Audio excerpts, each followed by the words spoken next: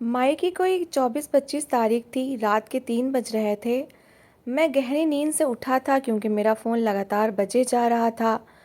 बहुत मुश्किल से हाथ बढ़ाकर मैंने अपना फ़ोन उठाया, कान से लगाया। दूसरी तरफ मेरे अस्पताल की रिसेप्शनिस्ट बात कर रही थी। वो मुझे किसी पेशेंट के बारे में बताकर फ़ौरन अस्पताल पहुंचने का कह रही थी। एकदम से मैं उठ के बैठ गया। हम डॉक्टर ऐसे ही होते हैं, जब किसी भी हादसे के बारे में, किसी पेशेंट की सीरियस कंडीशन के बारे में सुनते हैं तो अपना आराम सब कुछ भुलाकर फ़ौरन अपने कर्तव्य को महत्व देते हैं। मैंने भी यही किया। बहुत तेज़ी से मेरे दिमाग ने काम करना शुरू किया। मैं उठकर फ्रेश हुआ और सीधा अस्पताल के लिए निकल गया। अस्पताल पहुंचकर मुझे पता चला कि कोई लड़की सड़क पर बेहोश पड़ी मिली है। उसे बहुत गहरी चोट आई है, ख़ास करके उसके सर पर। और मुझे इसलिए बुलाया गया था क्योंकि मैं दिमाग का डॉक्टर था और ये पेशेंट मुझे हैंडल करना था। मैं फ़ौरन उस पेशेंट के पास पहुंचा। उसे चेक किया करके उसके सारे ज़ख्मों को अच्छी तरह से स्टिच वगैरह लगा के बंद किया। उसके सर के बीच के हिस्से में कोई नुकीली चीज़ घुसी थी जिसके कारण काफ़ी खून बह गया था। वो तो भगवान का धन्यवाद था कि बड़ा नुकसान नहीं हुआ था। सब कुछ करने के बाद मैं पेशेंट को गौर से देखने लगा। वो पेशेंट मेरे सामने अभी बेहोशी की हालत में थी और मैं उसकी खूबसूरती देखकर मंत्रमुग्ध होकर रह गया। उसके ज़ख्मों पर मैं बैंडेज कर चुका था। उसके शरीर पर काफ़ी गहरी चोट लगी थी, इसलिए मुझे उसके होश में आने का इंतज़ार था। जब तक वो होश में ना आती मैं वापस अपने घर नहीं जा सकता था। ऐसे केसेस में पेशेंट के कोमे में जाने के बहुत ज़्यादा चांसेस होते हैं, इसलिए मैं खुद उसके पास मौजूद था। उसके शरीर में लगी मशीनों पर नज़र रखे हुआ था, लेकिन खुद मेरी नज़र बार बार भटकते हुए इस हसीना पर जा रही थी। और फिर एक पल ऐसा आया कि मैं खुद पर से संयम खो बैठा। सुबह के लगभग 6 बज चुके थे। मैं इस पेशेंट के साथ कमरे में अकेला था। नर्स को मैंने बाहर भेज दिया था और बस इसी अकेलेपन में मैंने खुद पर से काबू खो दिया। धीरे से उसके बालों को पीछे करते हुए उसके माथे को चूम लिया। यह हरकत इतनी अचानक थी कि मैं खुद भी हैरान रह गया। मैंने आज तक कभी ऐसा कुछ नहीं किया था, लेकिन ना जाने इस लड़की में ऐसा कौन सा आकर्षण था कि मेरे लिए अपने आप पर काबू रखना ही मुश्किल हो चुका था। मैं झटके से पीछे हटा, अपने आप को नॉर्मल करने लगा क्योंकि हरकत बहुत ही बुरी थी और मेरी परवरिश इस तरह की नहीं की थी कि मैं किसी की बेहोशी की या बेबसी का फ़ायदा उठाता। उस पर से नज़र हटाते ही मैं बस मशीनों को मॉनिटर करने लगा। मेरी पूरी कोशिश थी कि मेरी नज़र दोबारा उस हसीन चेहरे पर ना पड़े। उसकी धड़कन बहुत थोड़ी तेज़ थी और फिर कुछ ही देर बाद उसके शरीर में हरकत हुई तो मैं फ़ौरन उसे आवाज़ देने लगा। मुझे तो उसका नाम भी पता नहीं था, मैं बस उसे आप कह कर पुकार रहा था। उसने अपनी आंखें खोली और वो बस एकटक मेरा चेहरा देखने लगी। उसकी खूबसूरत बड़ी बड़ी नीली आंखें किसी झील का नज़ारा दिखा रही थीं और मुझे लग रहा था कि मैं इन आंखों की गहराई से सारी ज़िंदगी नहीं निकल पाऊंगा। मैंने प्यार से उससे पूछा, आप ठीक तो हैं? उसने बस धीरे से सर हाँ में हिलाया। फिर कहने लगी, आप कौन हैं? मैं कहाँ हूँ? मैंने उसे बताया कि वो एक एम्बुलेंस के ज़रिए अस्पताल लाई गई थी। कुछ लोगों को वो सड़क के किनारे से मिली थी और कोई उसके बारे में कुछ नहीं जानता, इसलिए हम किसी को इन्फॉर्म नहीं कर सके। मैंने उसका नाम पूछा। वो तो खाली खाली नज़रों से मुझे देखने लगी और फिर उसने ऐसी बात कही कि मैं चौंक उठा। वो कहने लगी, मुझे मेरा नाम नहीं पता। मैंने उससे एक के बाद कई सवाल किए, लेकिन वो किसी भी सवाल का जवाब नहीं दे सकी। ना उसे अपना नाम पता था, ना पता, ना ही किसी चीज़ की वो पहचान कर पा रही थी। वो बस खाली खाली नज़रों से यहाँ वहाँ देख रही थी। मैं जान गया था कि इसके सर पर गहरी चोट ने इसकी याददाश्त को बहुत नुकसान पहुँचा दिया है। पुलिस में तो हम रिपोर्ट पहले ही करवा चुके थे, लेकिन इसके बावजूद भी उसका कोई अता पता ना चल सका और ना ही किसी ने उसकी गुमशुदगी की कोई रिपोर्ट दर्ज करवाई थी। करीबी सारे थानों में खबर हो चुकी थी, लेकिन 2 दिन गुजरने के बाद भी उस लड़की के लिए कोई नहीं आया था। उसके ज़ख्म ठीक हुए तो अस्पताल वालों ने उसे डिस्चार्ज करने की बात की, लेकिन समझ नहीं आ रहा था कि डिस्चार्ज होने के बाद वो कहाँ जाएगी। इसलिए मैंने इस लड़की की जिम्मेदारी अपने कंधों पर ले ली। सच तो ये था कि उसे देखकर मैं अपना दिल हार बैठा था और इसके लिए मेरे दिल में ऐसे जज्बात पैदा हो गए थे कि मैं खुद अब उससे अलग नहीं होना चाहता था। गुज़रे 2 दिनों में मैंने इसका बहुत ज़्यादा ख्याल रखा था और अब जब मैंने उसे अपने घर चलने को कहा तो उसके पास इनकार करने की कोई वजह नहीं थी। वो खामोशी से मेरे साथ मेरे घर चली आई। मेरे घर पर मेरी बूढ़ी माँ थी, जिसने मेरे कहने पर बहुत आसानी से इस लड़की को हमारे घर में जगह दे दी। फिर उसे बेटी बनाकर उसका नाम रोशनी रख दिया। रोशनी के हमारे घर आने पर मैं न सिर्फ बहुत ज़्यादा खुश था, बल्कि मेरे तो दिल की दुनिया ही बदल कर रह गई थी। अस्पताल से ज़्यादा मेरा दिल घर पर लग रहा था। मैं अपनी ड्यूटी करते ही फ़ौरन भाग कर घर आ जाता था। रोशनी से उसकी हालचाल पूछ के उसके साथ समय गुजारने लगा। उसकी याददाश्त इस तरह से गई थी कि उसे कुछ भी याद नहीं था और ना जाने क्यों मेरा दिल बार बार ये दुआ मांगने लगा कि भगवान करे इसे कभी कुछ याद भी ना आए। मैं पूरी ज़िंदगी रोशनी को अपने साथ अपने घर में रखना चाहता था। ना जाने वो कौन थी, कहाँ से आई थी, उसके आगे पीछे कितने लोग थे, मुझे किसी भी बात की जानकारी नहीं थी। इसलिए उसकी याददाश्त करना आना ही मेरे लिए अच्छा था। मुझे तो ये भी मालूम नहीं था कि उसका एक्सीडेंट किस तरह से हुआ और अभी तक किसी ने उसे तलाश करने की कोशिश क्यों नहीं की। मेरे घर आए हुए उसे 1 हफ़्ता हो गया था। इस 1 हफ़्ते में वो मेरी माँ के बहुत करीब हो गई थी। वो सारा दिन साथ साथ रहते थे। फिर जब मैं अस्पताल से लौट कर आता तो काफ़ी समय मैं अपनी माँ रोशनी के साथ गुजारता था। रोशनी की बातें बहुत मज़ेदार होती थीं। उसे अपना बीता समय तो याद नहीं था, लेकिन उसका दिमाग बहुत तेज़ था। वो हमारे घर की हर छोटी से छोटी बात को भी फ़ौरन महसूस कर लिया करती थी। 1 हफ़्ते में ही उसे मेरी पसंद नापसंद और हर बात का पता हो गया था। वो हमारे घर का और मेरा बहुत ज़्यादा ख्याल रखने लगी थी। फिर एक दिन मैंने अपने जज्बात से मजबूर होकर उससे अपने प्यार का इजहार भी कर दिया। वो एक बहुत खूबसूरत शाम थी जब बहुत तेज़ बारिश हो रही थी। रोशनी बच्चों की तरह बारिश में खेल रही थी और पूरी तरह से भीग चुकी थी, और फिर बारिश की ठंड होने की वजह से उसके होंठ नीले पड़े थे। वो कँपकँपाने लगी तो बिना कुछ सोचे समझे मैंने आगे बढ़कर उसे अपने बाजू में समेट लिया और उसे अपने सीने से लगाकर उससे अपने प्यार का इजहार कर दिया था। कितनी देर तो वो हैरत से मुझे देखती रही और फिर उसके चेहरे पर ऐसी मुस्कुराहट आई कि मैं खुशी से नाचने लग गया। उसकी मुस्कुराहट ने मुझे एहसास दिलाया कि वो भी मेरे लिए फीलिंग्स रखने लगी है। कुछ देर तो वो अपनी बड़ी बड़ी आंखों से मुझे देखती रही, फिर एकदम शर्माकर अंदर की तरफ दौड़ पड़ी। उसकी इस शर्माहट ने मुझ में एक नई जान डाल दी थी और मैं अच्छी तरह से जानता था कि वो कहाँ गई होगी, इसलिए मैं भी उसके पीछे पीछे अंदर की तरफ चल पड़ा। मेरी उम्मीद थी कि वो मेरी माँ के कमरे में ही थी। मैं चोरी चोरी नज़रों से उसे देख रहा था और फिर जब उसने मुझे उसे घूरते हुए देखा तो वह कपड़े बदलने के बहाने अपने कमरे में चली गई और मैंने उसे रात में अपनी माँ से रोशनी के बारे में बात की। लेकिन ये बात सुनकर मेरी माँ खामोश हो गई। फिर मेरे पूछने पर वो कहने लगी, बेटे राजीव इस लड़की के बारे में कुछ भी नहीं जानते। वो हिंदू है या मुसलमान, किस ज़ात से है, किस परिवार से है, हमें कुछ भी नहीं पता। ऐसे में मैं अब कैसे किसी लड़की को अपने घर की बहू बना सकती हूँ। माँ की बात सुनकर मैं हैरान रह गया। मुझे बिल्कुल भी अंदाज़ा नहीं था कि मेरी माँ को इस रिश्ते पर एतराज़ होगा। मुझे तो लगा था कि वो तो बहुत खुश होंगी क्योंकि वो रोशनी को दिल से अपनी बेटी मान चुकी थी। लेकिन बहू बनाने के लिए मेरी माँ ने भी वही सोच रखी थी जो हर सास रखती है।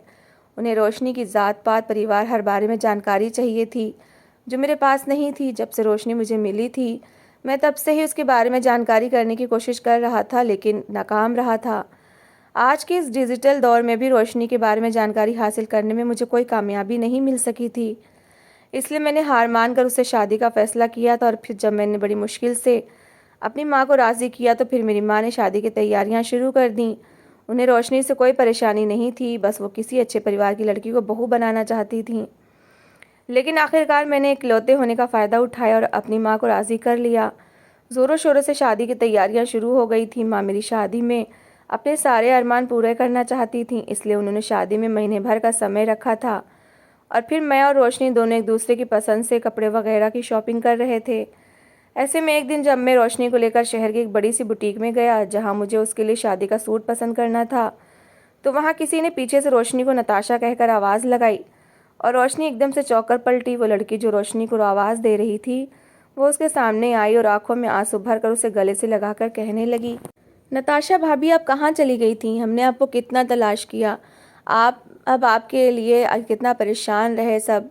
रोशनी हक्का बक्का उस लड़की को देख रही थी और वह लड़की कहती चली जा रही थी कि क्या आपको पता है राघव भाई ने आपकी वजह से अपनी तबीयत ख़राब कर ली थी। उन्होंने हर जगह आपको तलाश किया, लेकिन बहुत ज़्यादा ढूंढने के बाद भी आप हमें ना मिली। वो और भी बहुत कुछ कह रही थी, लेकिन मेरे सर पर तो जैसे आसमान गिर पड़ा, क्योंकि वो जिस भाई का नाम ले रही थी वो तो रोशनी का पति था और ये बात इस लड़की की बातों से साफ तौर पर मुझे समझ आ गई थी। काफ़ी देर तो रोशनी खुद भी हक्का बक्का से इस लड़की को देखती रही और फिर उस लड़की ने जल्दी से फ़ोन करके किसी को बुलाया तो थोड़ी देर बाद एक लंबा चौड़ा आदमी चला आया। उसने रोशनी को देखते ही अपने सीने से लगा लिया और फिर उसने ऐसे बहुत सारे सबूत मुझे दिखाए जिससे मुझे यकीन हो गया कि रोशनी नताशा थी और वो उस आदमी की पत्नी थी। रोशनी बस फटी फटी नज़रों से उस आदमी को तक रही थी, शायद वो उसे पहचानने की कोशिश कर रही थी और मेरे सारे अरमान मिट्टी में मिल गए थे। मेरी शादी से सिर्फ महीना भर पहले मेरा प्यार मुझसे छिन गया था, वो प्यार जिसे पा लेने का मुझे पूरी तरह यकीन हो गया था। रोशनी को अब भी पूरी तरह से कुछ याद नहीं था, लेकिन सारे सबूत देखने के बाद मैं उसे अपने साथ रखने का अधिकार नहीं रखता था, इसलिए उसका पति और ससुराल वाले उसे लेकर चले गए। वो लड़की जो हमें बुटीक में मिली थी वो रोशनी की नंद की दोस्त थी और उसी ने रोशनी के पूरे ससुराल वालों को खबर की थी। रोशनी के चले जाने के बाद मेरी तबीयत बहुत ज़्यादा बिगड़ गई। मैं बहुत ही ज़्यादा बुरे हाल में था। मेरा न सिर्फ दिल टूटा था बल्कि सारे अरमान भी चकनाचूर हो गए थे। मैं हर समय रोशनी को याद करने लगा। कई रातें तो मैं अपनी माँ के गले लग कर रोता रहा, क्योंकि मैं रोशनी को अपनी पूरी ज़िंदगी सौंप चुका था और अब उसके बगैर जीना मेरे लिए संभव नहीं था। मुझे तो उसकी इतनी आदत हो गई थी कि उसके बगैर गुजारा करना मेरे लिए मौत के बराबर था। मुझे तो ये समझ नहीं आ रहा था कि रोशनी का पति जो इसी शहर में रहता था, वो रोशनी को ढूंढने में इतना समय नाकाम कैसे रहा। अगर उसने पुलिस में कोई रिपोर्ट दर्ज करवाई थी तो फिर हमें ये बात क्यों पता ना चल सकी। मैंने तो शुरू से पुलिस का सहारा लिया था, लेकिन इस आदमी की तरफ से कहीं कोई रिपोर्ट दर्ज नहीं हुई थी। 24 दिन गुजरे तो मुझे याद आया कि रोशनी का कुछ गोल्ड मेरे पास है। दरअसल जिस समय उसका एक्सीडेंट हुआ था उस समय वो कुछ सोने के गहने पहने हुए थी। वो मेरे ही घर में रह गए थे, इसलिए मैं उसके घर पहुंच गया। घर क्या था, बड़ा आलीशान बंगला था। मैंने रोशनी यानी नताशा से मिलने की चौकीदार से बात की तो पहले तो उसने साफ इनकार कर दिया, लेकिन जब मैंने बार बार जोर दिया तो उसने अंदर किसी से बात की। फिर मुझे ड्राइंग रूम में बिठा दिया गया।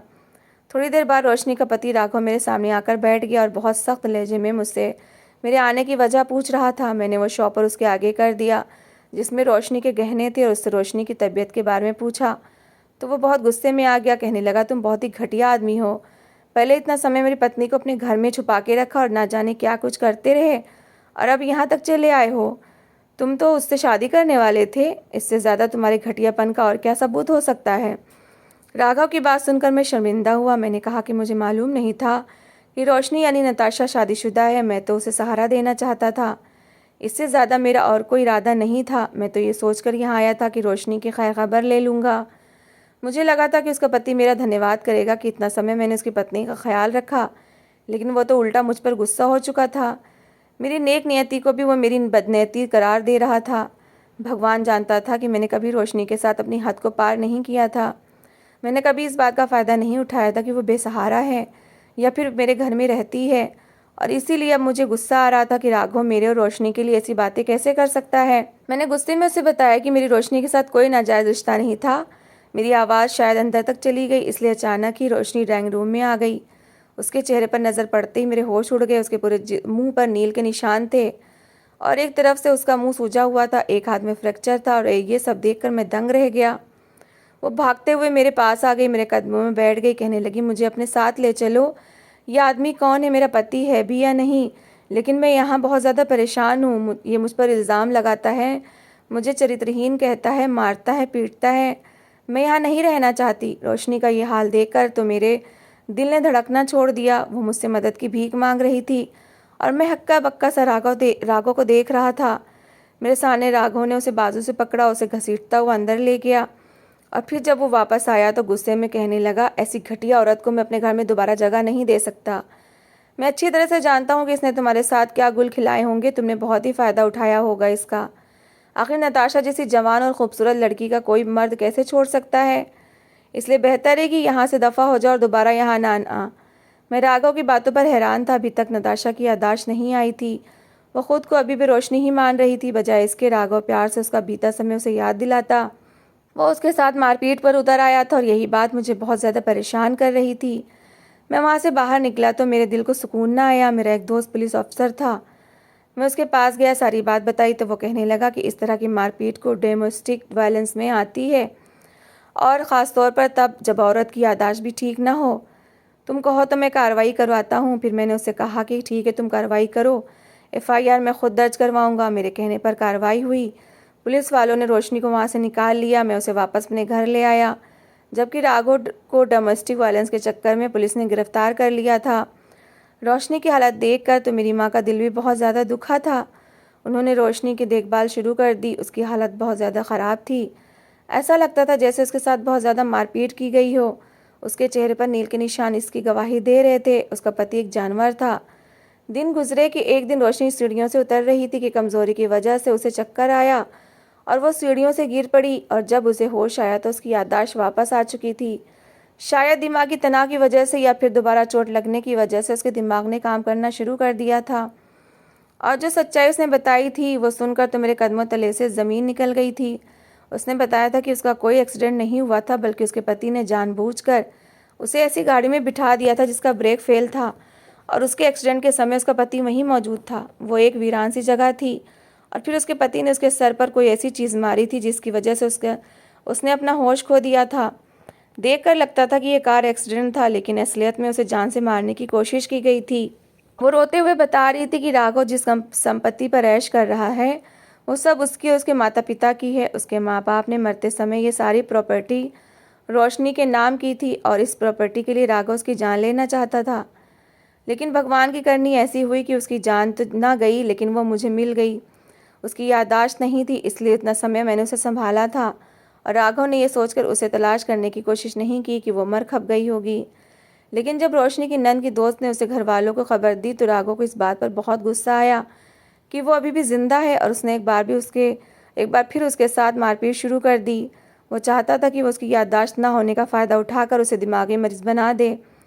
लेकिन मैं अचानक से उसके प्यार में उसके दरवाजे तक पहुंच गया और एक बार फिर उसे उस आदमी से बचा लाया।